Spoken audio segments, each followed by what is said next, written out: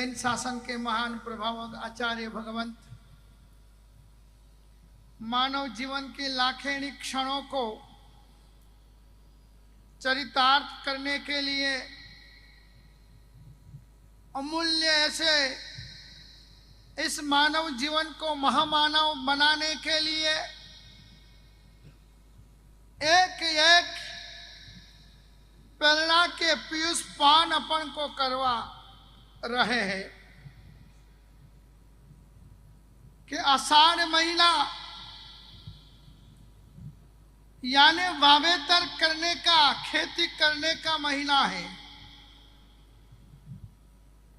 धर्मी आत्माएं, आत्मा और परमात्मा के ऊपर विश्वास रखने वाली हर आत्माएं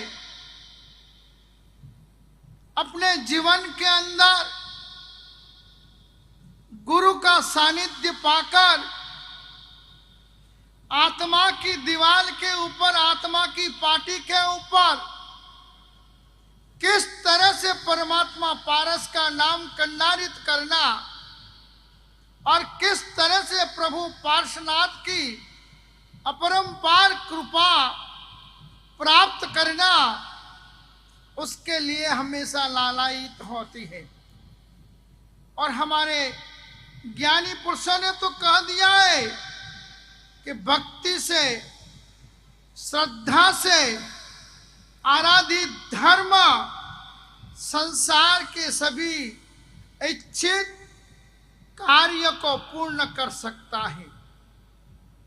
किंतु बहुत सारे लोग इच्छित कार्यों का बहुत बड़ा लिस्ट तैयार रखते हैं। हे पार्श्वनाथ प्रभु, हे भैरव देव, हमारा ये काम हो जाए, हमारा वो काम हो जाए, हमारा ऐसा काम हो जाए, हमारा वैसा काम हो जाए। धर्म के प्रभाव से इच्छित सारे कार्य परिपूर्ण होते हैं, यह ज्ञानियों का वचन है। मगर साथ में ज्ञानियों ने कहा है कि अपन अपनी कर्तव्य, अपना कर्म भी एक है कि अपन धर्म किस तरह से, कैसा और कब कर रहे हैं। अनुकूलता के अनुसार कर रहे हैं, जितना जचे उतना ही कर रहे हैं। अनुकूलता थोड़ी बहुत भी कम ज्यादा होवे तब धर्म को ही निंदित कर लेते हैं, धर्मी व्यक्तियों की भी निंदा कर लेते हैं। धर्म कराने वाले उन पुण्यवानों को भी कोस देते हैं।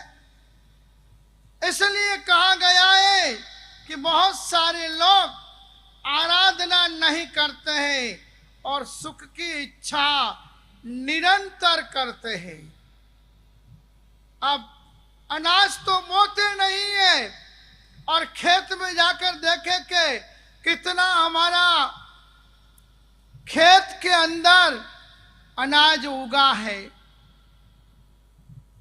अनाज तब उगेगा, पहला खेत को स्वच्छ और साफ बनाना पड़ेगा।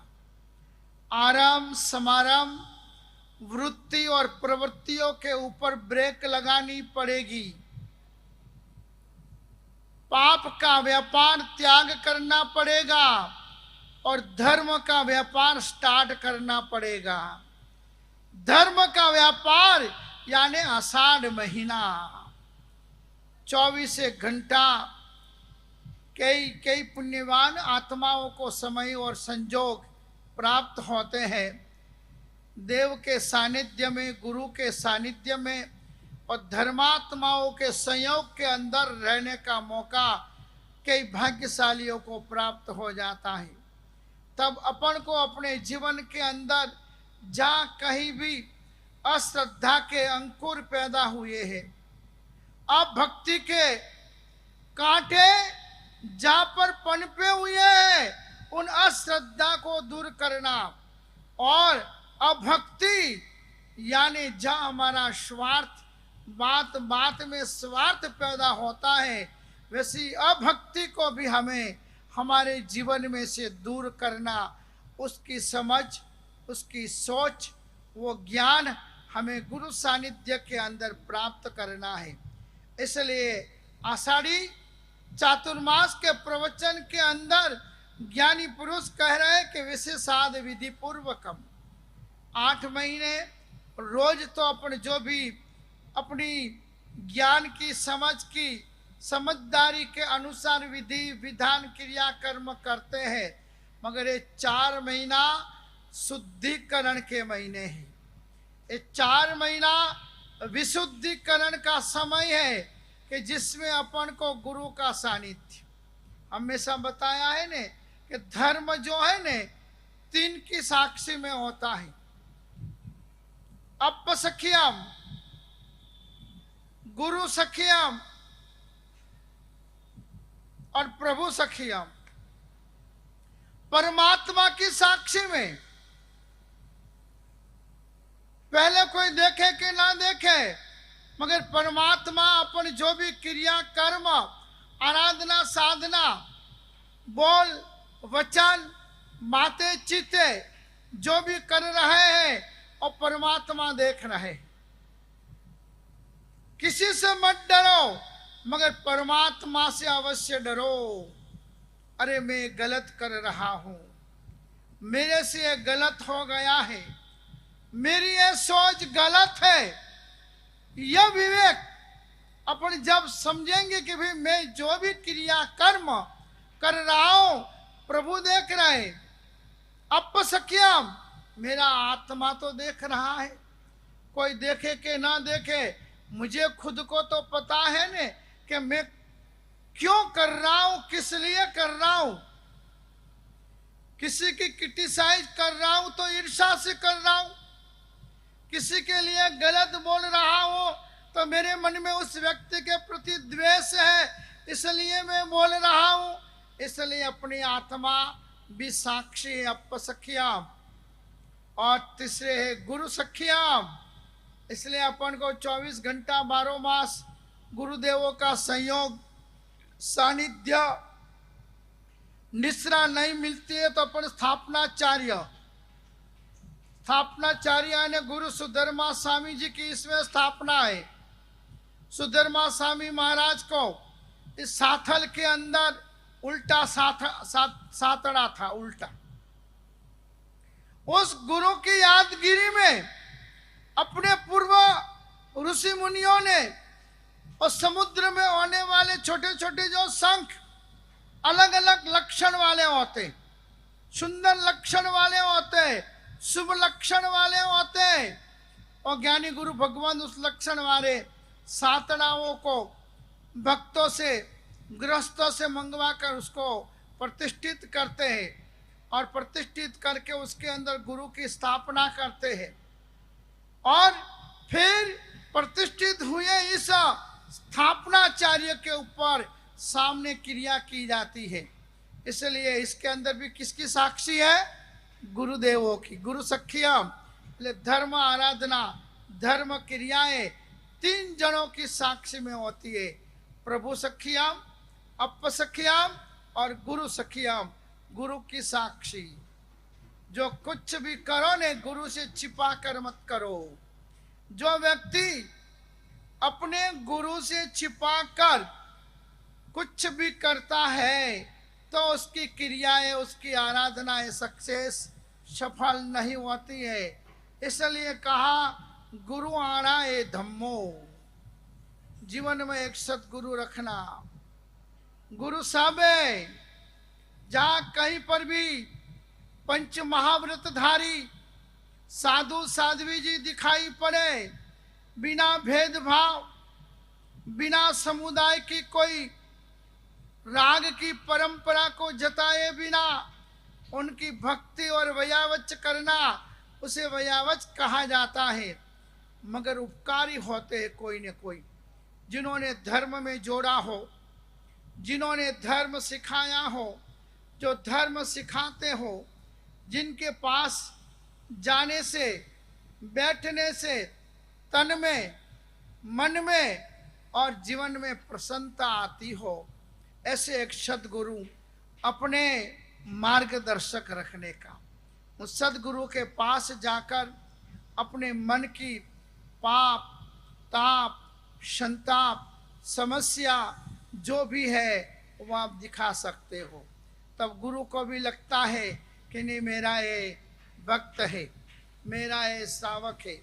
कलिकाल सर्वज्ञ हेमचंद्र आचार्य भगवंत को हजारों लाखों की संख्या में भक्त थे, श्रावक थे, मगर शास्त्रों के अंदर, ग्रंथों के अंदर उल्लेख मिलता है कि जब आचार्य भगवान परमात्मा की प्रार्थना, स्तुति और भक्ति कर रहे थे, ऊर्जा ले रहे थे, तब अचानक कलिकाल सर्वज्ञ हेमचंद्र आचार्य महाराज ने स्तुति करते करते वितराग स्तोत्र नाम का ग्रंथ है।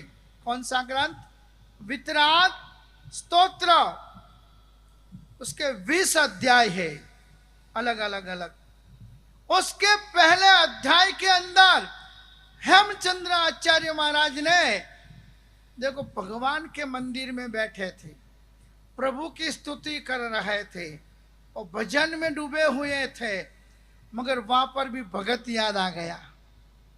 अपने दिल में, अपने हृदय में प्रभु का स्थान होवे वो पुण्योदय है, मगर गुरु के हृदय में भक्त का स्थान होवे वो महा पुण्य का उदय है। तो कलिकाल सर्वज्ञ हेमचंद्र आचार्य महाराज ने स्तुति करते करते, प्रार्थना करते करते, भक्ति करते करते उस वितराग स्तोत्र नाम के ग्रंथ के पहले अध्याय की छेली गाथा में लिख दिया, श्री हेमचंद्र प्रभुवाद वितरागस्तव वाजित कुमार पाल भूपाल प्राप्नोतु फलमीप्सितम्। क्या प्रार्थना कर दी? स्तोत्र बड़ा है, यह परात्मा परम ज्योति परम परमेष्टिना। भगवान की स्तुति करते छेली गाथा में उन्होंने लिख दिया, हेमचंद्र प्रभुवाद वितरागस्तव वाजित। हे प्रभु, इस हेमचंद्र की भक्ति से, इस हेमचंद्र की प्रार्थना और समर्पण से वितरागस्तव वाजित, हे वितराग प्रभु, आप रंजित, आप प्रसन्न बने हो। अब सोचो, तीर्थंकर परमात्मा मोक्ष में गए हैं, मोक्ष में गए हुए आते हैं? नहीं आते, मगर अपनी प्रार्थना से प्रत्यक्ष कौन होते हैं? अधिष्ठायक देव। सहाय कौन करते हैं? अधिष्ठायक देव। विघ्न और अंतरायों को दूर करने में सपोर्ट कौन करते हैं? अधिष्ठायक देव। और इसलिए आचार्य भगवंतों को भी आचार्य पदवी के समय उनके गुरु उनके कान के अंदर 5 पीठिका यानी सूर्य मंत्र प्रदान करते, कान के अंदर सुनाते। और सूर्य मंत्र की जो 5 पीठिका है, 5 मंत्र है, उस 5 मंत्र में से एक भी मंत्र अरिहंत देव का, तीर्थंकर प्रभु का, वितराग प्रभु का नहीं। सुन लेना, 5 पीठिका में से एक भी पीठिका अरिहंत प्रभु की नहीं है। गौतम पीठिका गौतम स्वामी की, लक्ष्मी पीठिका लक्ष्मी देवी महालक्ष्मी की, सरस्वती पीठिका सरस्वती माता की, त्रिभुवन स्वामिनी अधिष्ठायक देवी की, गणि पिटक यक्षराज शासन के यक्षाधिपति की। ये 5 मंत्र नए आचार्य बनने वालों को आचार्य भगवान कान के अंदर प्रदान करते हैं। ऐसी 5 पीठिकाओं को जिन्होंने सिद्ध की थी, ऐसे हेमचंद्र आचार्य महाराज। और विशेषतया कलिकाल सर्वज्ञ हेमचंद्र आचार्य महाराज की साधना अंबिका देवी की थी। विशेषतया यानी ज्यादातर उन्होंने जो जीवन में शक्ति है, सामर्थ्य जो हासिल किया था, उसके अंदर सहायभूत अंबिका देवी थी। ऐसे आराधक गुरुदेव जब प्रभु वितराग देव की भक्ति में बैठे हुए थे और उस समय प्रभु की भक्ति करते करते उन्हें कौन याद आया? कुमारपाल। और इसलिए वितराग स्तोत्र के पहले अध्याय की छेली गाथा में लिख दिया, कुमारपाल भूपाल प्राप्नोतु फलमीप्सितम। हे प्रभु, मेरी भक्ति से प्रसन्न हो तो कुमारपाल राजा की जो इच्छाएं है परिपूर्ण करो। अपन बहुत सी बार आधा अधूरा सुनते हैं, आधा अधूरा जानते हैं, और हमारे गुरु भगवंत भी बहुत सी बार एकांतवाद में चले जाते हैं तो निश्चय की बातें बता देते हैं। बस देवी देवता को मानना नहीं, वितराग को मानना, वितराग को मानना है। वितराग आराध्य है, वितराग अपना सर्वस्व है। मगर इस संसार में रहे हुए जितने भी प्राणी हैं, आदि से, व्याधि से, उपाधि से, समस्याओं से, टेंशन से ग्रसित है, यदि उनकी समाधि नहीं होगी, उनके जीवन के अंदर शांति नहीं होगी, कोई तन से दुखी, कोई मन से दुखी, कोई धन से दुखी, कोई घर से दुखी, कोई घर वाली से दुखी, कोई घर वालों से दुखी, कोई बेटे से दुखी, कोई बेटी से दुखी, कोई धंधा से दुखी, कोई भागीदार से दुखी, कोई भाई से दुखी, कोई भतीजा से दुखी, कोई भांजा से दुखी, कई कई कई कितने कितने प्रकार की दुख की वेलड़ी अपनी आगे पीछे पड़ी हुई है। अभी एक भगत आए थे, मैंने कहा साहब क्या बताओ, क्या हो गया? तीनों बच्चों को 3-3 करोड़ के फ्लैट दे दिए। मैं तो फर्ज है आपकी। अरे साहब सांभड़ो तो सही के। मैं तो संभड़ाओ। मैंने कहा हम तो 10 वर्ष में इस धोखेबाज संसार से हम निकल गए हैं, तो हमको तो पता नहीं है कि आपके संसार में क्या होता है। देखिए 3-3 बेटे, तीनों को फर्स्ट क्लास 3-3 करोड़ के फ्लैट दिया मैंने। अच्छा फर्नीचर भी करवा के दे दिया, शादी करवा दी।